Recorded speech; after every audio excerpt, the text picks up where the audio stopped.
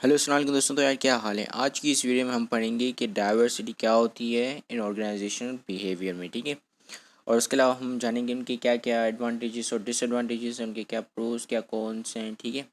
और इसके अलावा आज की इस वीडियो में हम ये भी देखेंगे कि कौन सी टाइप्स होती हैं डाइवर्सिटी की। ठीक है, दो टाइप्स होती हैं डाइवर्सिटी की बेसिकली। तो सबसे पहले हम डेफिनेशन पे आते हैं। तो आप पहली डेफिनेशन यहाँ पर देख पा रहे होंगे कि human character that make people different from one and other. ये एक इंसान के वो कैरेक्टरिस्टिक्स होते हैं, वो किरदार होते हैं या वो पर्सनालिटी होती है जो डिफ़र करती है दूसरे इंसानों से। ठीक है। तो इस चीज़ को हम डाइवर्सिटी कहते हैं। अब ऑर्गेनाइजेशन बिहेवियर में डाइवर्सिटी किसे कहते हैं। सो diversity can be defined as acknowledging, understanding, accepting, valuing differences among people with respect to age, class, race, ethnicity, gender, disability, etc. तो डाइवर्सिटी इन ऑर्गेनाइजेशनल बिहेवियर में इसका मतलब ये होता है कि जो भी डिफरेंसेस हैं आपके, आप उन्हें एक्सेप्ट करें, आप उन्हें एक्सेप्ट करें, आप उन्हें अंडरस्टैंड करें और आप उन्हें एक्नॉलेज करें, आप उन्हें वैल्यू करें। ठीक है। अब फॉर एग्ज़ाम्पल, जैसे अगर आप वहाँ पर किसी ऑर्गेनाइजेशन में काम करने जाते हैं तो आपके कॉलीग्स कुछ ऐसे होते हैं जो कि आपसे एज में काफ़ी बड़े होते हैं। ठीक है। तो उसका मतलब ये नहीं कि वो अनप्रोडक्टिव हैं या वो आपसे कमतर हैं। ठीक है। लेकिन यहाँ पर ये आप देख पा रहे हो कि इन टर्म ऑफ एज जो डाइवर्सिटी आ रही है, ठीक है, ये भी एक डाइवर्सिटी हुई। अब फॉर एग्जांपल, अगर आप किसी फर्म में जाते हैं और वहाँ पर फीमेल्स भी हैं और मेल एम्प्लॉयज़ भी हैं, तो ये भी एक डाइवर्सिटी हुई। अब इस डाइवर्सिटी को रिस्पेक्ट करना और इस डाइवर्सिटी को एक्नॉलेज करना और एक्सेप्ट करना को हम डाइवर्सिटी इन ऑर्गेनाइजेशनल बिहेवियर कहते हैं। ठीक है। अब हमारे आ जाते हैं एडवांटेजेस और डिसएडवांटेजेस। ठीक है, प्रोस एंड कॉन्स। तो सबसे पहला डाइवर्सिटी का एडवांटेज है। प्रोस कितने हैं एडवांटेजेस को। ठीक है। Have the potential to achieve better outcomes.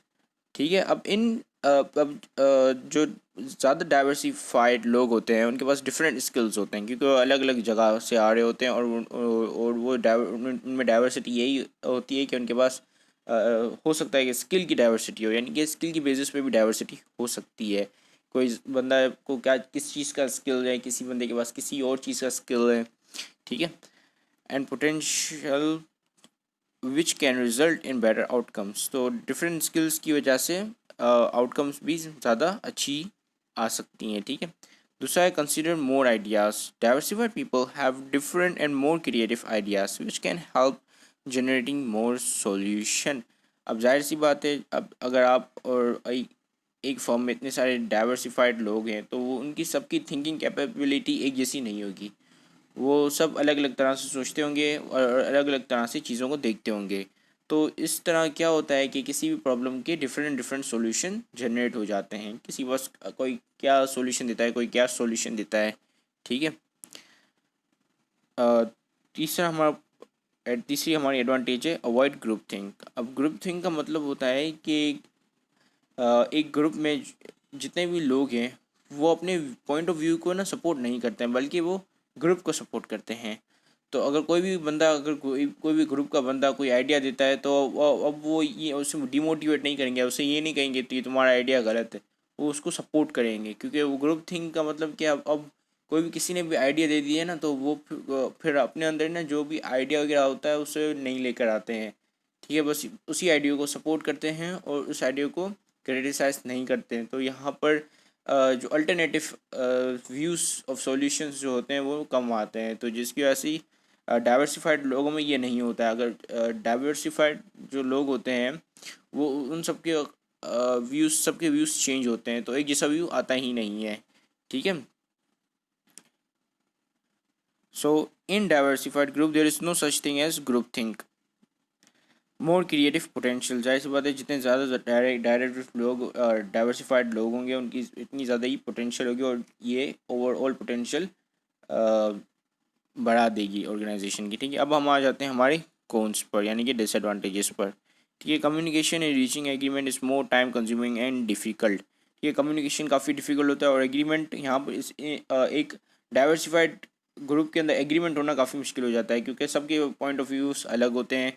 तो बाज़ औक़ात यहाँ पर काफ़ी कॉन्फ्लिक्ट्स भी होते हैं और काफ़ी टाइम भी कंज्यूम होता है। ठीक है, may take longer to reach trust within the group, और यहाँ पे ट्रस्ट बिल्डिंग भी काफ़ी मुश्किल से होती है। ठीक है, अब हम आ जाते हैं हमारे टाइप्स ऑफ डाइवर्सिटी। ठीक है, अब टाइप ऑफ डाइवर्सिटी में दो तरह की टाइप्स हैं हमारे पास। एक ये सरफेस लेवल डाइवर्सिटी और दूसरी है डीप लेवल डाइवर्सिटी। ठीक है, surface level diversity means differences on the basis of ethnic background, race, gender, religion, physical ability and age। ठीक है, अब सरफेस लेवल डाइवर्सिटी को देखना और अंडरस्टैंड करना या ऑब्जर्व करना काफ़ी आसान होता है क्योंकि ये विजिबल होती है। ठीक है, अब आपको पता है कि ये बंदा इंडियन है, वो बंदा अमेरिकन है, तो आप आराम से देख पाओगे कि ये भाई हाँ ये इंडियन है, ये अमेरिकन है। ठीक है, अगर कोई डिफरेंट डिफरेंट रिलीजन के जो बंदे होते हैं तो आप उन्हें आराम से देख पाते हो। अगर फॉर एग्जांपल आप मैनेजर हो और आपके पास दो एम्प्लॉयज़ हैं, ठीक है, आपको कैसे पता चलेगा कि एक एम्प्लॉय हिंदू है और दूसरा एम्प्लॉय मुस्लिम है? तो आप देखोगे कि वो क्या क्या एक्टिविटीज़ करते हैं। ठीक है, तो आप इस बुनियाद पर आराम से देख पाओगे। ठीक है, तो ये रिलीजन के बेसिस पे भी आप आराम जो रिलीजन बेसिस की डाइवर्सिटी होती है वो भी सरफेस लेवल में आती है और उससे आप आराम से ऑब्जर्व कर सकते हो। उसी तरह फिजिकल एबिलिटी, किसी फिजिकल एबिलिटी क्या होगी, किसी की क्या होगी। ठीक है, एज की बुनियाद पर कोई ज़्यादा बूढ़ा होगा तो कोई ज़्यादा यंग होगा। ठीक है, कोई ज़्यादा ओल्ड होगा, बूढ़ा तो नहीं कहेंगे लेकिन ओल्ड। ठीक है, या सीनियर। और इसी के साथ अब जो दूसरी टाइप है वो है डीप लेवल डाइवर्सिटी। ठीक है, डीप लेवल डाइवर्सिटी को ऑब्जर्व करना मुश्किल हो जाता है क्योंकि ये थोड़ी हिडन होती है। कैसे हिडन होती है कि आपको नहीं पता एक बंदे के अंदर क्या क्या स्किल्स हैं। ठीक है, जब तक आप उससे पूछो नहीं, और दूसरे बंदे के पास कौन से स्किल्स हैं और वो किस तरह जो पहला बंदा है उससे डिफ़र करते हैं। तो स्किल की बेसिस पे देखना कि डाइवर्सिटी है नहीं है, तो ये काफ़ी मुश्किल हो जाता है क्योंकि आपने सर्वे करना पड़ता है कि किसके पास कौन कौन सा स्किल्स हैं। ठीक है, वैल्यूज़ की बेसिस पर, एटीट्यूड्स की बेसिस पर, सबके एटीट्यूड्स अलग होते हैं, सबके वैल्यूज़ अलग होते हैं। यानी कि वैल्यूज़ यानी कि एक जो इम्पोर्टेंस देते हैं, कोई किसी और चीज़ को इम्पोर्टेंस देता है, कोई किसी और चीज़ को इम्पोर्टेंस देता है। कोई फॉर एग्ज़ाम्पल कोई अपने आप को इम्पोर्टेंस देता है, कोई ऑर्गेनाइजेशन को इम्पोर्टेंस देता है, या कोई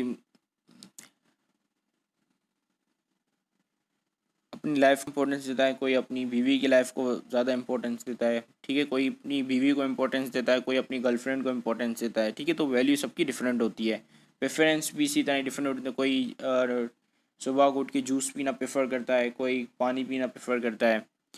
तो इस बेसिस पे डाइवर्सिटी को देखना थोड़ा मुश्किल हो जाता है। ठीक है, बिलीफ, कोई किस चीज़ पे बिलीफ रखता है, कोई किस चीज़ पे बिलीफ रखता है। ठीक है, नॉलेज, किसी के पास कितनी नॉलेज है और वो अगर वही सेम नॉलेज एक और बंदे के पास है नहीं है। ठीक है, तो इस बेसिस पे डीप लेवल डाइवर्सिटी इसे ही कहते हैं कि इससे मुश्किल ये काफ़ी मुश्किल हो जाती है टू ऑब्जर्व क्योंकि विजिबल नहीं होती है। ठीक है, तो इसी के साथ ही ये वीडियो ख़त्म होती है और I hope that you have like this video and have a great day. अल्लाह हाफिज़।